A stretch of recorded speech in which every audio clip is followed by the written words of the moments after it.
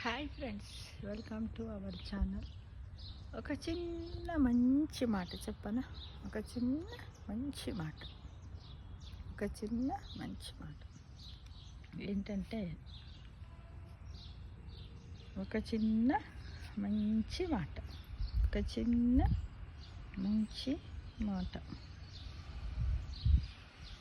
ఏంటంటే, స్నానము మౌనము ధ్యానం.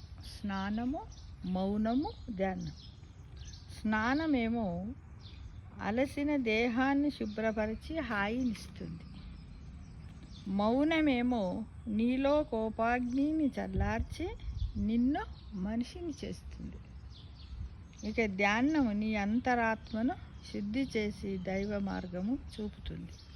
కాబట్టి ఫ్రెండ్స్, ప్రతిరోజు కూడా స్నానం అందరు చేస్తారు. మౌనంగా ఉండరు. ధ్యానము మౌనము ఈ రెండింటిని ఎవ్వరు కూడా చెయ్యరు. అసలు నిజానికి చెప్పాలంటే, ప్రతిరోజు మనం దాదాపుగా మన ఏజ్ ఒక 60 ఏళ్ళు ఉన్నామనుకోండి, ఒక 60 నిమిషాలు మౌనంగా ఉండడానికి ప్రయత్నించండి. ఒక రోజులో ఎవరన్నా ఉండగలుగుతారా? ఎంతమంది ఉంటున్నారు? ఉండడం వల్ల మనకేమి లాభాలు ఉన్నాయి, నష్టాలు మాత్రం లేవు ఫ్రెండ్స్. లాభాలే ఉన్నాయి. తప్పకుండా మౌనం పాటించండి. అంటే మనం ఇప్పుడు ధ్యానాన్ని ఏ విధంగా అయితే చేసినప్పుడు సైలెంట్గా ఉంటామో, మౌనం పాటించినప్పుడు కూడా అలా ఉన్నట్టయితే మనకు ఎవరి మీదనైనా ఎలాంటి ద్వేషాలు, కోపము అవన్నీ ఉన్నట్టయితే మనకు వాటి తగ్గిపోయి మనకు పాజిటివ్ ఎనర్జీ పెరుగుతుంది ఫ్రెండ్స్.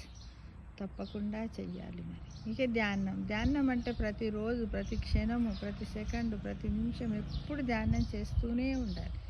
ఏ విధంగానన్నా చెయ్యి, నామస్మరణలోనన్నా చెయ్యి, ఎలాగనన్నా చెయ్యి, కళ్ళు మూసుకోనన్నా చెయ్యి, ఎలానన్నా చెయ్యి. ధ్యానం అంటే ఏంటి? మనస్సులో ఏదో ఒకటి అనుకోవడం, లేకపోతే నీకేది అనుకోవాలని ఇష్టం లేకపోతే ఇన్హేలర్ ఎగ్జెల్లర్ అంటే నిశ్వాసాన్ని చేస్తూ కూడా మనం ధ్యానాన్ని చేయొచ్చు ఫ్రెండ్స్. దానివల్ల చాలా లాభాలు ఉన్నాయి.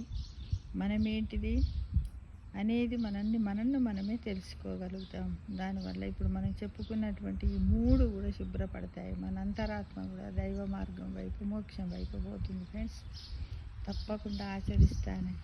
Thank you for watching.